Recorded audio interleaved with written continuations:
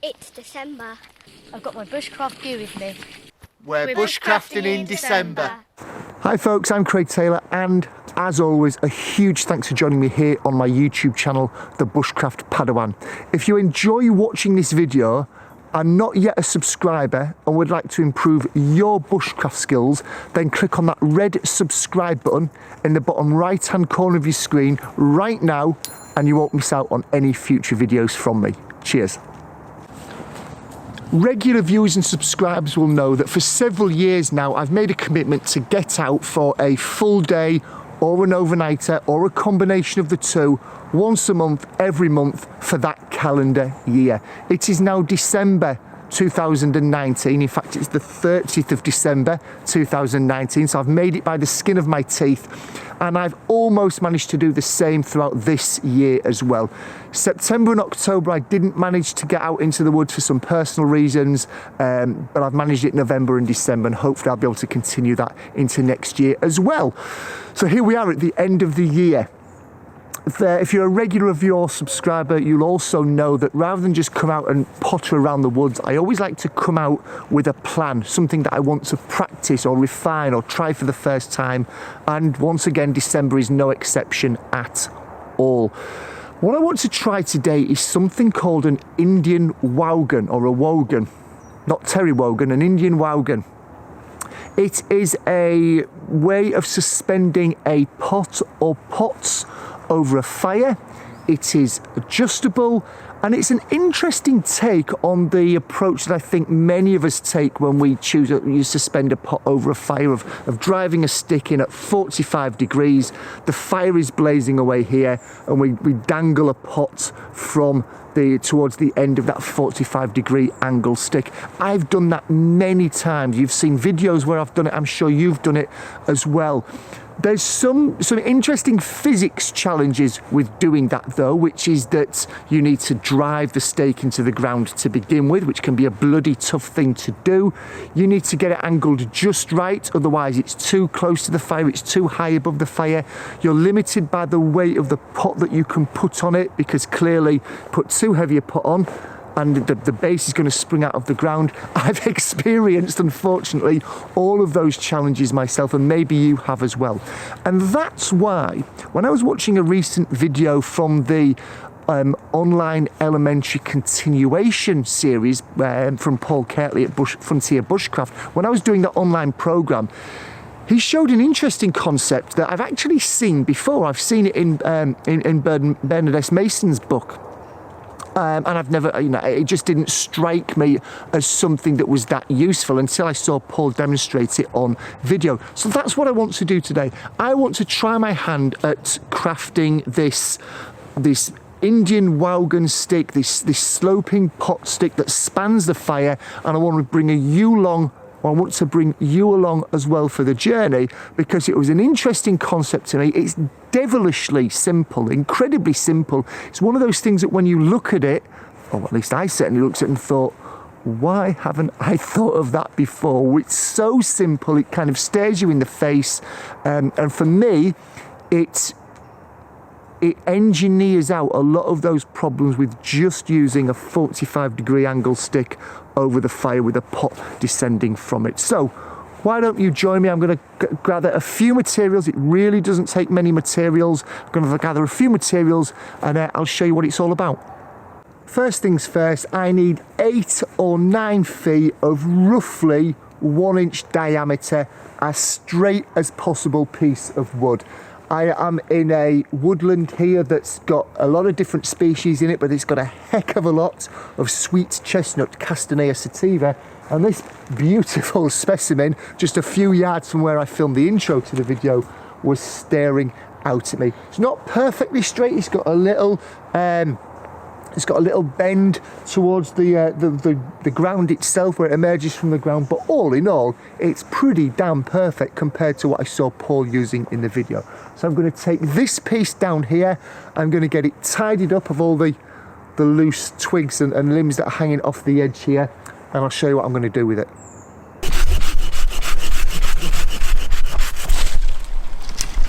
I'm 6'2". You can clearly see that this is towering above me. In fact, I think it's disappearing out of shot So I'm very happy that this is in that sort of 8 to 9 foot region that it's advisable is to use for the length of this. So I've tidied it up, I've got my 8 to 9 feet, let's crack on with the rest.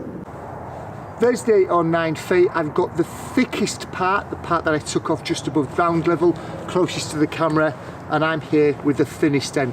What I'm trying to determine now is how does this naturally want to fall? I don't mean fall on the ground, but if I hold my just under one finger at the end here, this isn't moving anywhere. The angle that this is laying at, the way that this has orientated itself is fairly stable. If I try and move this through 90 degrees, and I've done that now, and I'm actually pinching now at this end, I'm not holding, I'm pinching. If I was to let go now, and I didn't do anything, I didn't force it, it simply wanted to right itself. Let me show you that again. I'm pinching it still.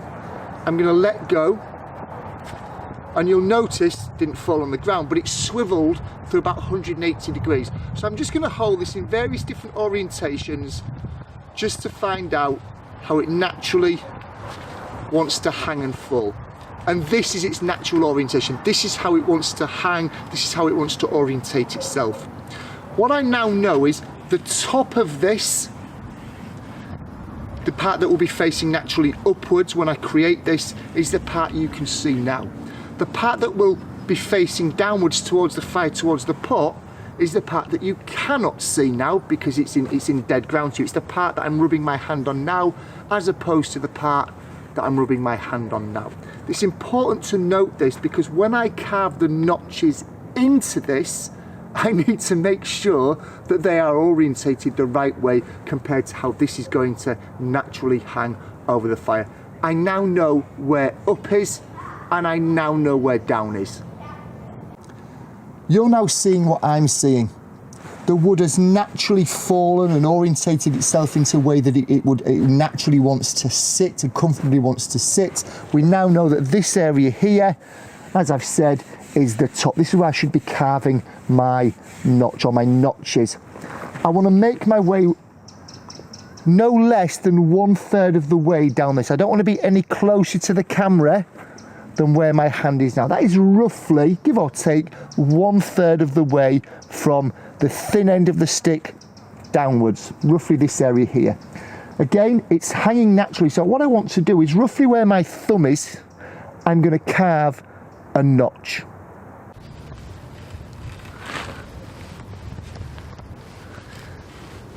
Just putting that marker in there with my knife so that if I happen to inadvertently, as I'm handling this, twist the stick either way, I've got a constant reminder that this is up. So I've carved what I guess you might call a stop cut, a very shallow stop cut here, and I'm just going to carve into it, removing material as I go. Make the stop cut a little deeper, carve into it, and I'm going to keep repeating that until I've made a decent notch in the wood, going no more than halfway. Of course, if I go to halfway, I'm going to start to weaken this piece of wood, which is the last thing I want when my hot meal is hanging over the top of it.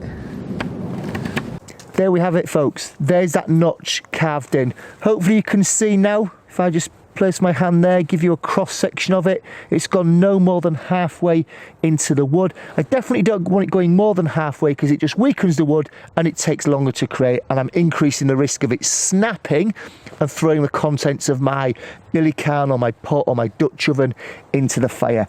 A big no-no. If anything, this is possibly a little bit too deep. I'm thinking about the gauge of the wire that's on my Petromax Dutch oven, and that will comfortably sit in this notch here. So if anything, I could have made that notch just a little bit shallower, kept the wood even stronger, and still had the same end result. I'm going to carve another notch in, maybe another foot and a half, no more than that, further down here, just to give me some adjustability once the pot is over the fire. I don't want to be working, hopefully you can understand now, I don't want to be working at either end of this piece of wood, because it will either be suspended in the air nowhere near the fire, or it will be sat on the floor nowhere near the fire. I want to be working roughly in the centre-ish area of this upright. All will become clear, I'm sure, once you actually see this completed. I'm going to put another notch in here for now. I hope now you're starting to get an idea as to how all of this comes together. I'm fortunate to have found, / unfortunate to have found, depends on your perspective, somebody's previous campfire here that they've clearly left a trace. For the purpose of this demo though, it's actually quite handy for me, because I've now got an area that you can see would be a campfire. You can see this stick that I've been working on previously in the video angled over it, and just for demo purposes I've hung my metal mug from one of those notches over the fire. Now that would be a billy can, Dutch oven, something like that. You can also see that I can now move this either by hand away from the flame. If I wanted to just keep it warm, if I wanted it to simmer, I could move the pot away from the main heat of the fire by moving it slightly up. I could also move it slightly down, of course, if I'd carved the notch lower. However, I think that would then be touching the ground, and I'd still want to keep some heat rising into it. So I've made a notch higher up, and I've moved my Dutch oven or cooking utensil further up. If I wanted to bring it back down to the flame, I could do that.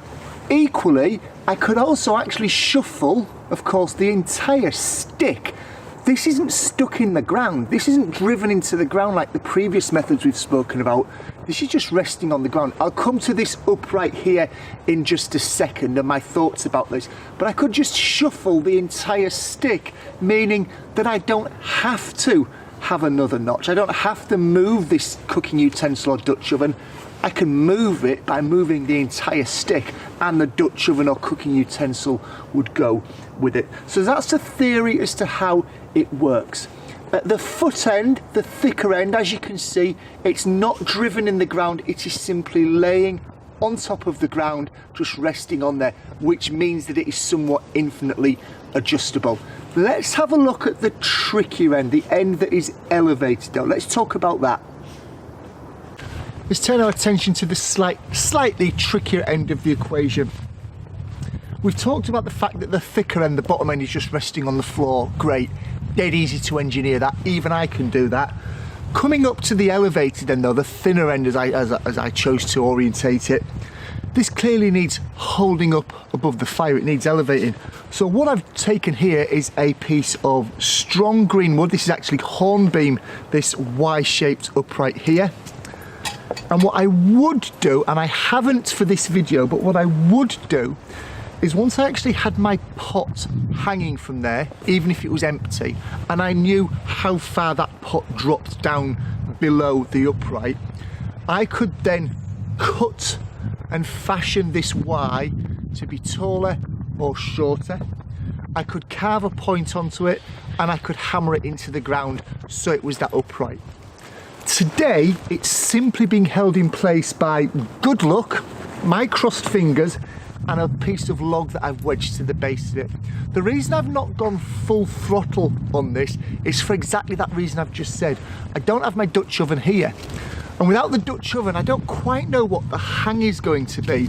Therefore I could create this and it's too long and the Dutch oven is just waving in the air over the fire, not getting any real heat. Equally, if I carve it and craft it too short, the Dutch oven is just sat on the floor with the bail arm flopped to the side and the fire's in direct contact with it, which would be no good either. So for now, I'm just leaving this freestanding.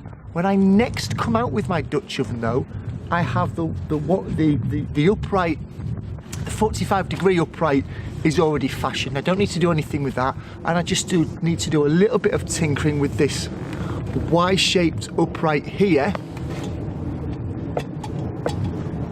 to get the length of it correct and get it driven into the ground. Then we should be good to go. I do have an alternative way of thinking about this upright here, something that's alternative to the book that I've read about it. It's a slight alternative to the video that Paul showed about it, and I want to show you what that is right now. And here's my answer, a tripod. The reason I sort of turned to this was because I was thinking to myself, I've only got one chance of getting that Y-shaped upright right. If I cut it slightly too long, that's not the worst thing. If I cut it slightly too short, that's the worst thing. I've got to get the angle just right.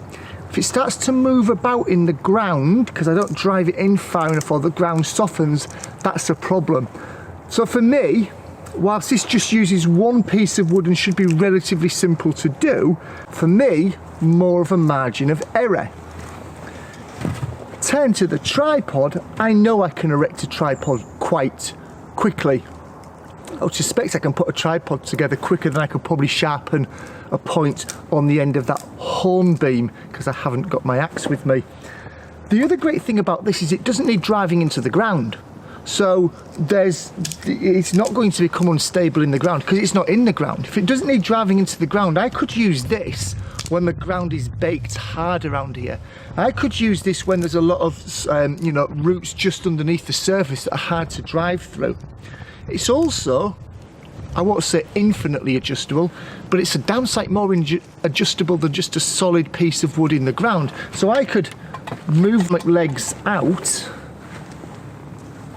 and you'll notice that that's just about to drop out of shot now. What you won't notice is that my metal mug, you may have heard it jangling about then, is much, much closer to the fire. Brilliant. If that starts to burn or get too hot and I need to raise things, I can bring the uprights of the tripod closer together. You'll notice that this is much more in shot now.